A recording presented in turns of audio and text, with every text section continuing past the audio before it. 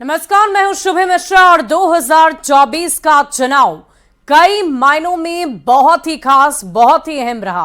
तमाम मुद्दों पर सत्ता पक्ष और इंडी गठबंधन के नेता उलझते नजर आए, पर पीएम मोदी ने अकेले ही मोर्चा संभालते हुए विपक्ष को करारा जवाब दे दिया। इस बेहद ही खास शो में हम आपको पीएम मोदी की 24 बड़ी बातें सुनाने जा रहे हैं। हम आपको प्रधानमंत्री की वो बातें सुनाएंगे जो चुनाव के दौरान सुर्खियां बन गई। कई परंपराएं टूटी, हर चरण में बदले मुद्दे। मंगलवार को आने वाले नतीजों को लेकर सभी के अपने अपने दावे हैं, मगर इस चुनाव के दौरान सियासी तस्वीर भी दिखी।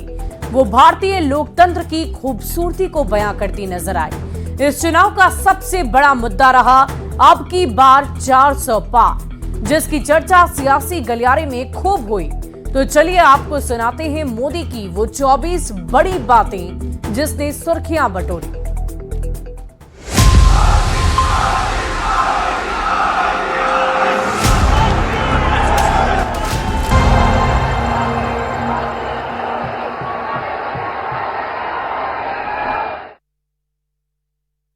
कान खोल के सुन लो,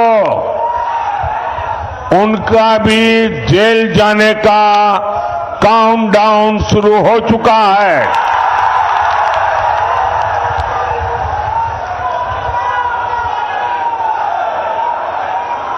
ये जैसे ही ये हेलीकॉप्टर में चक्कर मारने का समय उनका पूरा होगा, जेल का रास्ता तय हो जाएगा। 4 जून के बाद भ्रष्टाचारियों पर कार्रवाई और तेज होगी, ये मोदी की गारंटी है। एक और गारंटी दे रहा हूं, जिन्होंने बिहार के गरीबों को लूटकर नौकरी के बदले जमीन लिखवाई है, कान खोल के सुन लो, उनका भी जेल जाने का काउंटडाउन शुरू हो चुका है। अरे इंडी वाले, कान खोल के सुन लो, तुम जितना कुचड़ उछालोगे ना, लोग उतने कमल ज्यादा खिलाएंगे। तुम जितना कीचड़ उछालोगे, कमल ज्यादा खिलने वाला है। बिहार में परिवारवादी राजनीति हाशिए पर जाने लगी है। परिवारवादी राजनीति की एक और विडंबना है, मां बाप से विरासत में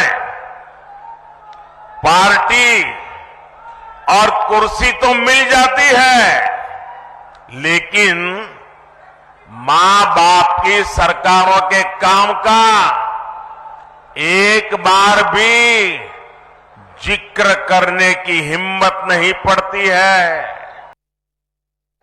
मैं इनके परिवारवाद पर सवाल उठाता हूं तो इन लोगों ने बोलना शुरू कर दिया है कि मोदी का कोई परिवार नहीं है। मेरा भारत, मेरा परिवार, 140 करोड़ देशवासी, यही मेरा परिवार है। बिहार के शहजादे अब आराम से जमानत अमानत, जमानत अमानत, उसका काम देखेंगे। कांग्रेस के शहजादे ने भी छुट्टियों की तैयारी शुरू कर दी है और एक यूपी के शहजादे भी हैं आपके बगल में। यूपी के शहजादे के तो शायद सदमा लग गया होगा और कहते क्या है, विकास कैसे होगा? बोले खटाखट खटाखट।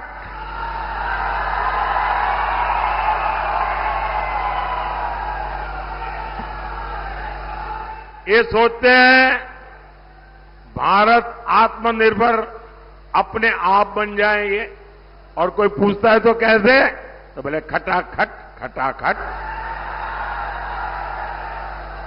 ये सोचते हैं नए हाईवे अपने आप बन जाएंगे और कोई पूछे कैसे, अरे छोड़ो यार खटाखट खटाखट। ये सोचते हैं भारत से गरीबी दूर हो जाएगी, कोई पूछे कैसे, तो बोले खटाखट खटाखट।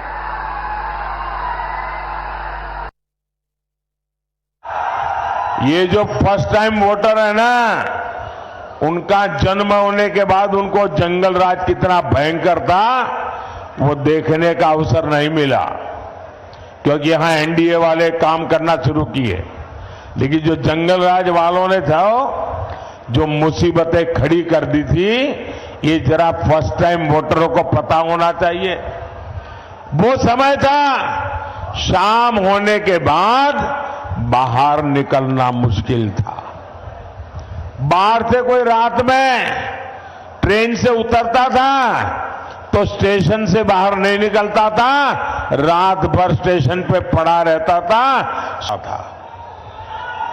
अपहरण, डकैती, हत्या, ये बिहार का दुर्भाग्य बन गया था।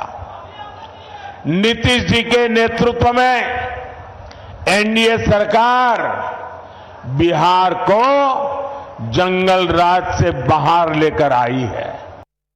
ये कैसे लोग हैं, जय श्री राम के उद्घोष से उनको आपत्ति है, जय श्री राम बोलो तो उनको बुखार आ जाता है।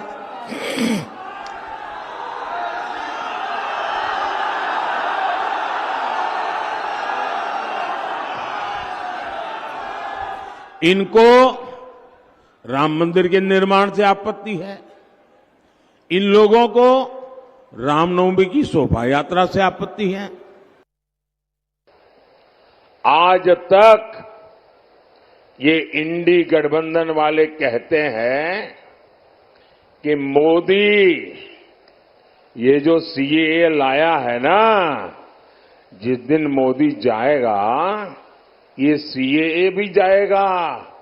भाइयों बहनों, क्या इस देश में अब कोई माई का लाल पैदा हुआ है जो सीएए को खत्म कर सके?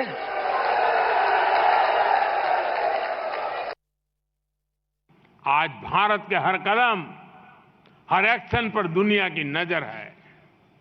हम आज क्या करते हैं, हम क्या हासिल करते हैं, ये दुनिया उत्सुकता से जानना चाहती है। हमारा लक्ष्य साल 2047 तक भारत को विकसित राष्ट्र बनाना है। हमारा लक्ष्य भारत को आर्थिक रूप से समृद्ध, सांस्कृतिक रूप से सशक्त और सामरिक रूप से समर्थ बनाना है। इसके लिए ये जरूरी है कि आने वाले 5 वर्षों के भीतर हम दुनिया की तीसरी बड़ी आर्थिक ताकत बने, और ये लक्ष्य हमारी पहुंच से दूर नहीं है। बीते 10 वर्षों में हम 10वें नंबर से 5वें नंबर की आर्थिक ताकत बन चुके हैं। अपने संकल्प पत्र के हर बिंदु को गारंटी के रूप में जमीन पर उतारा है। भाजपा ने मैनिफेस्टो की सूचिता को फिर स्थापित किया है। ये संकल्प पत्र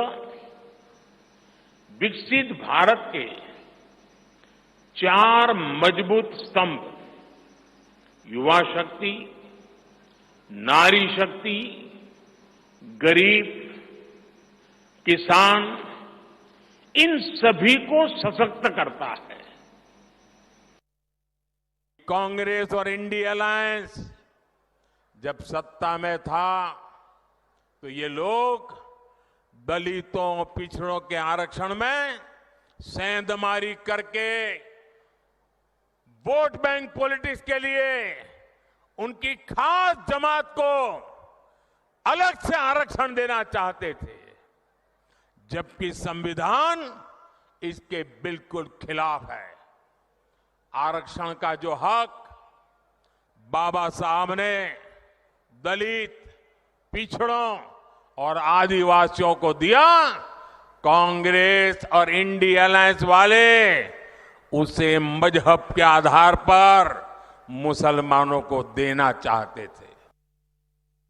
अब कांग्रेस का कहना है कि वो इनहेरिटेंस टैक्स लगाएगी, माता पिता से मिलने वाली विरासत पर भी टैक्स लगाएगी।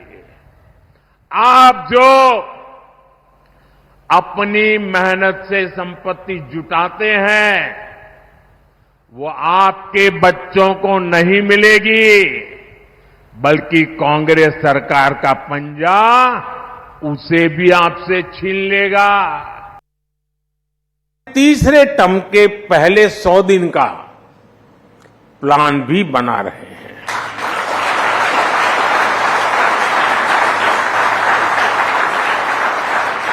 दूसरी तरफ हमारे जो विरोधी हैं,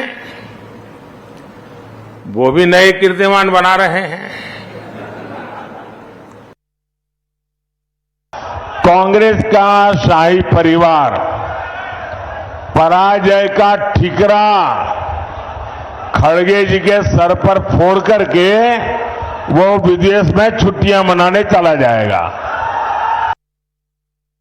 इंडी गठबंधन वाले अपने राजनीतिक स्वार्थ के लिए कुछ भी कर सकते हैं। ये लोग बिहार और बिहारियों के अपमान के खिलाफ आवाज तक उठाते नहीं है। लालटेन लेकर के मुजरा करने वाली जो जमात है, वे भी बिहारियों का अपमान हो रहा है और कांग्रेस के चरण चूम रहे हैं। कांग्रेस के खिलाफ एक शब्द बोलने को तैयार नहीं है, कांग्रेस का जवाब मांगने को तैयार नहीं है। आरजेडी में हिम्मत नहीं कि बिहारियों के अपमान पर वो कांग्रेस को एक शब्द भी बोल पाए। आप लिख के रखिए मेरे देशवासियों, हिंदुस्तान ने मन बना लिया है कि इस बार एनडीए 400 पार करने वाला है। हम लोगों का रास्ता है संतुष्टिकरण, हर किसी को संतुष्ट करना, संतोष देना, और दूसरी तरफ सपा हो, कांग्रेस हो, गठबंधन गठबंधन हो, उनका मॉडल है तुष्टीकरण, अपीजमेंट।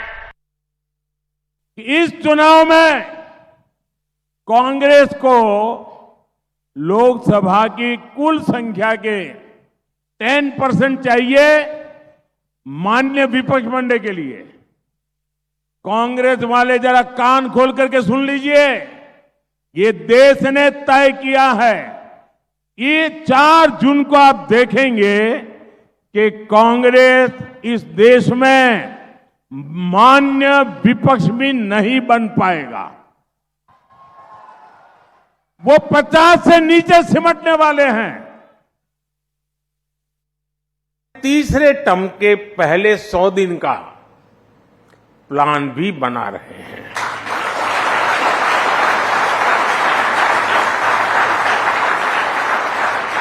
दूसरी तरफ हमारे जो विरोधी हैं, वो भी नए कीर्तिमान बना रहे हैं।